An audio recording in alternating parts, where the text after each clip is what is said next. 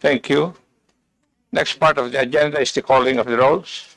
Mr. Chairman, Yes, the Honorable Paduano is recognized. may I so move in the Mr. There's a motion to dispense with the calling of the rolls, duly seconded. Hearing no objection, the motion is hereby carried.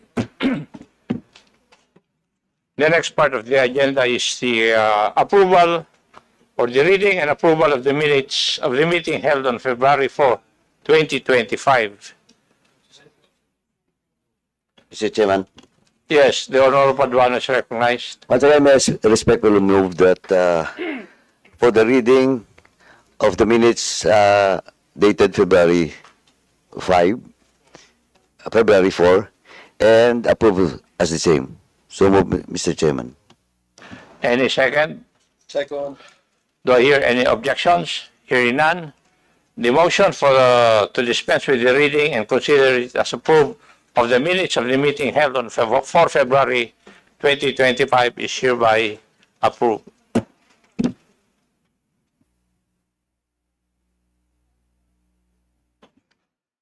Please allow the acting chairman to say his opening remarks.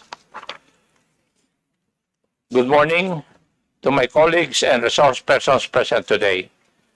Welcome to the second hearing of the Joint Committee comprising the Committees on Public Order and Safety, Information and Communications Technology, and Public Information. This inquiry into the rampant posting of false and malicious content in social media platforms is being conducted pursuant to House Resolution number 286, principally authored by Senior Deputy Speaker Aurelio D. Gonzalez Jr. In the face of the petition for certiorari filed by certain bloggers who were invited to the first hearing, I wish to stress the objectives of the inquiry as stated in the aforementioned resolution. The inquiry aims to ensure that all proposed legislative measures align with the constitutional guarantees of freedom of speech and of expression and prevent any undue censorship. It further seeks to identify gaps in legislation and review existing laws, particularly Republic Act number 10175 or the Cybercrime Prevention Act of 2012. Enhance the transparency and accountability mechanisms of social media platforms, recommend measures to address cybercrimes, protect digital safety and public trust by proposing public awareness campaigns, and engage key stakeholders such as representatives from social media organizations, cybersecurity experts, civil society groups, and constitutionalists to ensure a balanced approach to combating harmful content. For today's meeting, the committee shall hear a presentation from the social media platform Google, the proposal to establish a framework for content creators, and the legal position of the Department of Justice on the doctrine of the duality of crime. The Joint Committee shall also endeavor to further discuss the concept of cyber libel as a continuing crime. And before we start the discussion, I wish to thank everyone for taking time out from their busy schedules to be with us today. Maraming salamat po.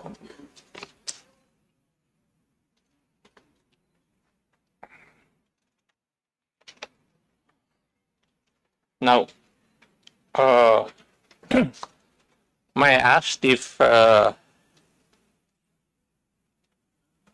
any of my colleagues would have their remarks before we start with the interpellation proper? Mr. Chairman, if I may be recognized. Yes, the Honorable Barber is recognized. Mr. Chairman, I just would like to reiterate that the objectives or the objective of the hearing that the Tri-Committee is conducting is not to suppress the freedom of expression or the freedom of speech. In fact, we are all aware that this is provided for in in our Constitution, and we'd like to respect and honor the right of everyone to his own opinion and to his own expression. Contrary to what others may be thinking, this is not in any way, Mr. Chair, a tool to suppress their expressions or their opinions on certain or several issues. Whether it may be in political point of view, or maybe economic point of view, or even other point of views. It's just a way of perhaps adopting what are the best practices of other countries in relation to the employment or deployment of social media platforms. Our take, Mr. Chair, being members of the 19th Congress, is to establish a set of rules conscious of course, the constitutional right to freedom of expression. Yung sa atin lamang po ay isang polisiya or framework na kung saan ay hindi magamit po ang mga social media platforms for spreading fake news or espousing disinformation, misinformation, or malinformation. And that is perhaps, Mr. Chair, what this representation would like to make it clear. No? Though there are some bloggers who have been hitting members of Congress, we don't mind. In fact, we don't mind if you start hitting us. Even if you do that 24 hours, 7 days a week, 365 days a year, that's your right. But please, be careful with what you post online. Because if these are found to be fake or lies or falsehoods, then there are laws that can be used to penalize those who have abused that freedom of expression. Kaya po tayo may mga batas. And let me remind them too that this right, though it is provided for in our Constitution, is not an absolute right. So para lang po malinaw, to put the discussion in the context of what we want to achieve in this particular hearing, Mr. Chair. Thank you, Mr. Chair. Thank you, Your Honor. Before we proceed further, may I know if there are resource persons present today who were not present in the first hearing so that they will, or the oath will be administered to them? Kindly stand up. Comsec, please administer the oath.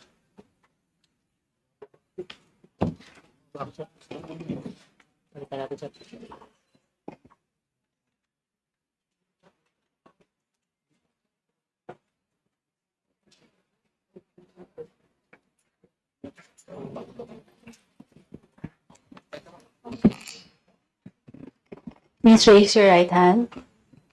You swear to tell the truth, the whole truth, and nothing but the truth in this inquiry. Please reply with I do.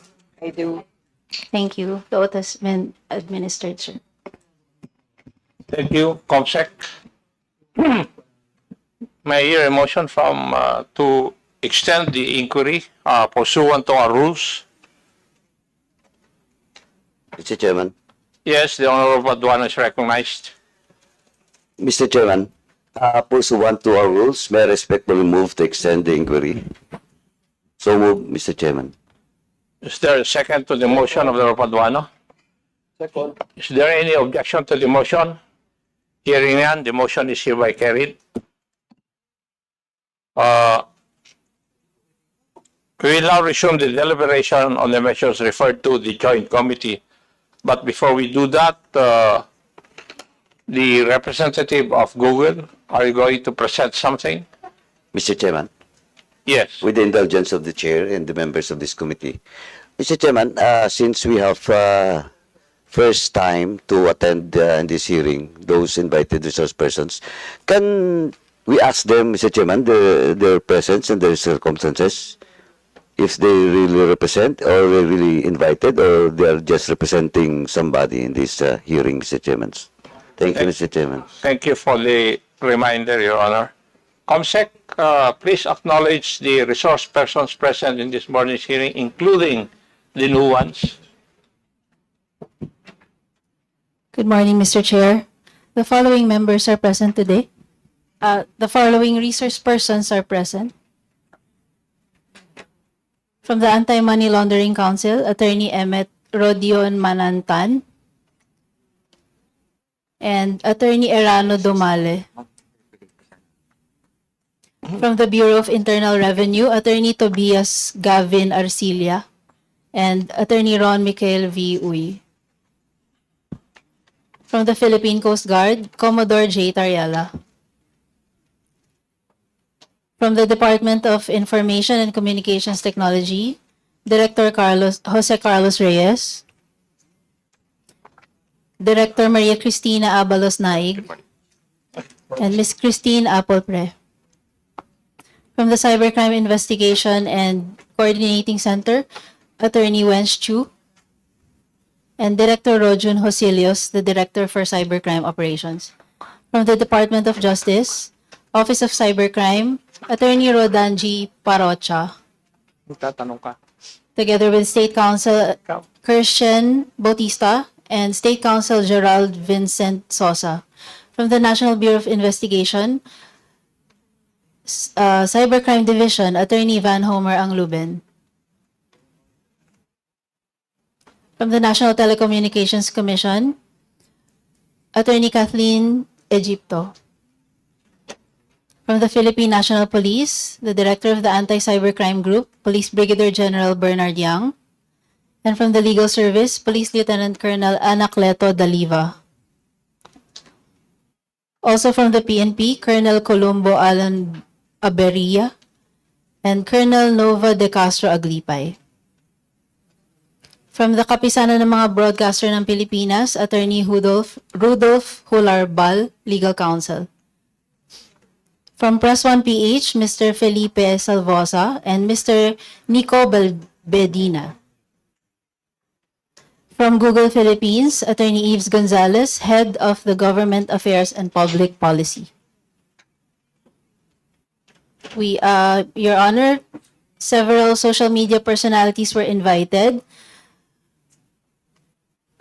Present today are Ms. Maria Lourdes Tiquia, Mr. Ross Flores del Rosario, and Mr. Elijah San Fernando. And also Attorney Claire Castro. From the Philippine Daily Inquirer, Ms.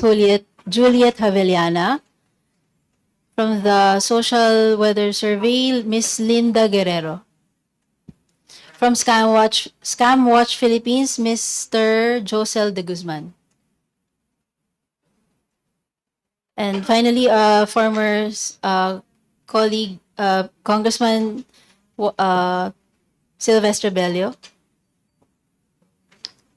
That's all for now, Mr. Chair. Thank you. Thank you, COMSEC. The members of the three committees present this morning are the following. Chairman Joboy Aquino,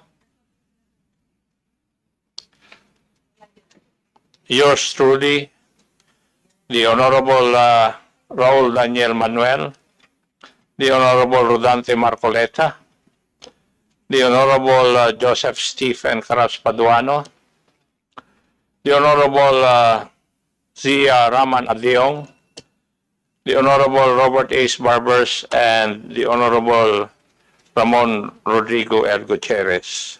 Welcome po kayo sa hearing.